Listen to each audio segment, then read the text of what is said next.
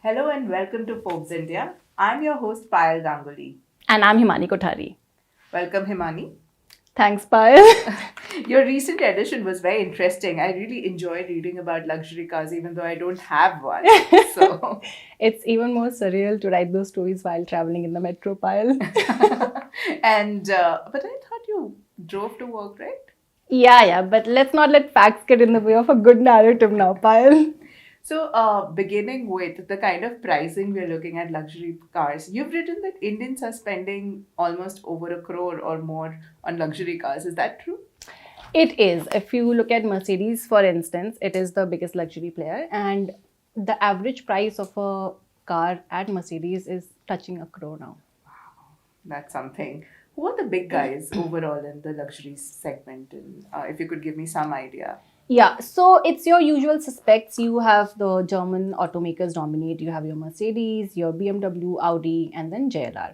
Mercedes is the biggest. It's also the oldest player. They entered India in 1994 in a partnership with Tata Motors.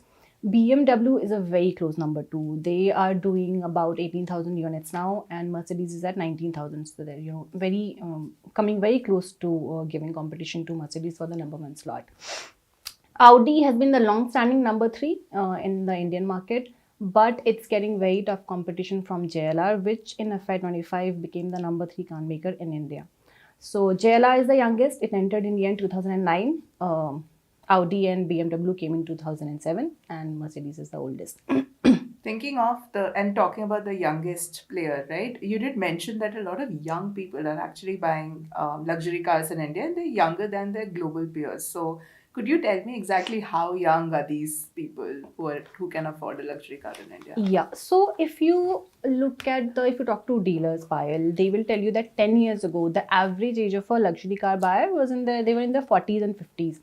Today, they're in their 30s, even in their late 20s.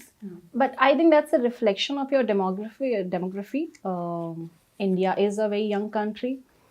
What's also helping is that professionals are getting paid more. So they go out and then they spend on luxury cars. Then your startup boom has actually minted a lot of millionaires, and not just the founders.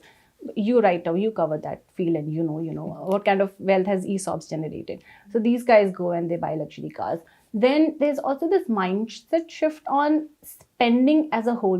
People are more okay spending on a luxury vehicle. So the new generation of the business families, they spend with much less restraint now. So all of that is leading to your the buyers getting younger.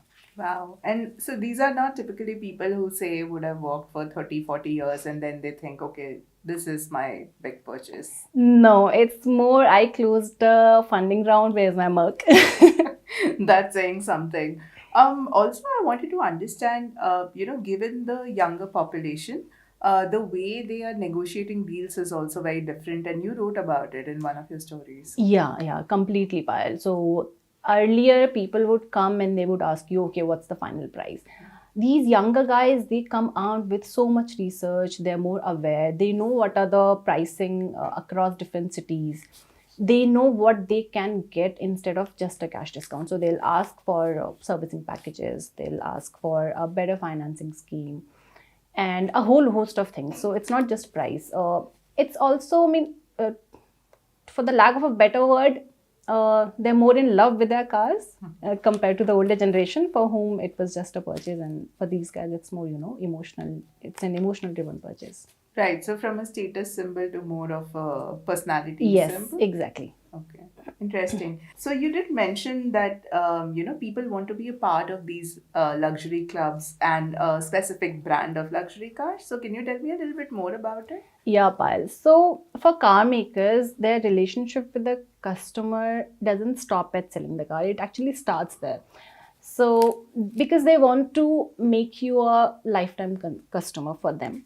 So they will offer you concierge services. They'll offer you partner memberships to exclusive clubs. They'll invite you to art fairs. They'll have curated drives for you.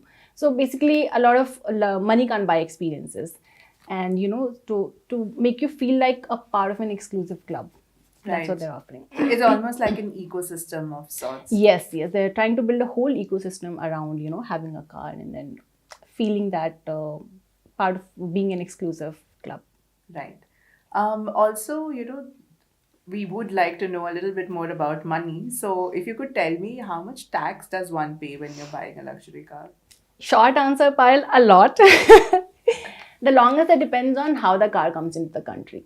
So the luxury cars come into the country in two major ways. The big one is as a completely knockdown unit, which is what we call a CKD. This basically means the car makers import parts and then they assemble it here, and they're called localized cars. They face a customs duty of about 16.5%. On top of that, you have a 40% GST, and then you have road tax, which goes up to 20% for certain states. Something. Yeah. And then you have the completely built units, which are cars that are imported into the country as a whole, as a finished products. They face a customs duty of 110%, then GST, then road tax. So it's a lot. Wow. And with the India EU trade deal, the FTA, would the price of the cars come down? Not really, Pile, at least not in the way that people are expecting. So what's happening with the FTA is the FTA is only about completely built units.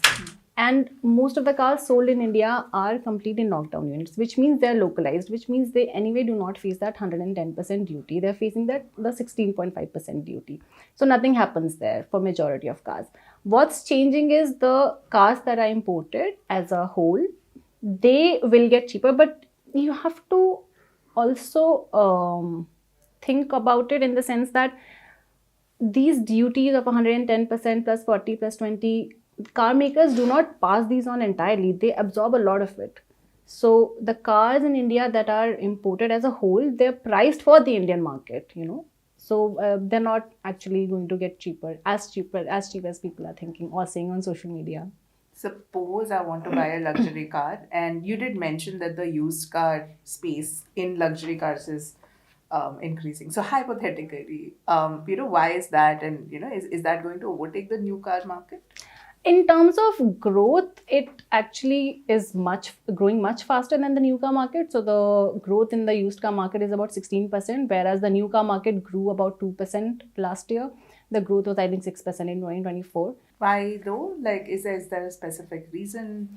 So yeah, compared to 10 years ago, the market is a lot more organized. So the chunk of the market is with the OEMs, the car makers. They have their own second-hand verticals, which is what they call their pre-owned programs. So they give you proper warranties, they give you proper certificates that also ensures that you have some resale value to your car. Then there are these specialized dealerships, like say a Big Boy Toys. They are coming up, Big Pay. Then you have the digital platforms like a Cars 24. They're also growing very fast, and it's more transparent now. There's more trust, and there's also a mindset shift overall, I think, in India, with people are more okay buying used now compared to earlier. So all of that is leading to this growth in the used car segment. When you speak about mindset shift, right, we are also seeing that when it comes to EVs, and those are usually higher priced even in the medium car segment. So, how about luxury? Like, anyway, since you're spending big bucks, is it that, the shift would be towards EV when it comes to luxury car? Is that a possibility? Yeah, it is. So luxury car market is leading the EV penetration in the country. The EV penetration in mass market segment would be about 4%. It's about 9 to 10% in the luxury segment. In terms of the car makers, BMW is doing really well in EVs. That's also because they focus on the entry segment, and the number one overall car maker, which is Mercedes, they focus on the top end. So BMW is leading in EVs, and I think their penetration is about 21 or 22% last year. Right. And one favorite question of mine, and that's from the story I really enjoyed reading, which was, how people buy into an Italian car versus a German car. What's the difference exactly, and why do people prefer one over the other? So, Payal, if you think of a supercar, or what we call sports car, you think of a Ferrari or a Lamborghini, and Maserati in general. These are all Italian brands. And then if you think mass market luxury, it's your German brands, which is a Mercedes, BMW, Audi. And so there's this clear distinction between these two countries, and that comes from the culture of these countries. So, Italy is all about art, it's about fashion. Germany is about engineering, it's about precision, and that reflects in the cars that they produce, at least in the branding of their cars. Right. And typically, what do luxury cars look like? How is it different from the car you own, or I do not, but So these cars, they are mostly long wheelbase, which means they have a lot of rear seat space because these are mostly chauffeur-driven cars. SUVs are also doing really well in luxury segment. Diesel is doing well because it goes well with SUVs. So in terms of if you look at them from inside, I mean you have better upholstery, you have better leather, you have more tech on the car. All of that is very different from the car that you and I drive. that was a very engaging conversation. Thank you so much, Himani. And on that note, we'll end the show. Next time, Himani, I hope you're arriving on a supercomputer on wheels. As long as it comes with a metro card pile. Thank you so much. Thank you, Payal.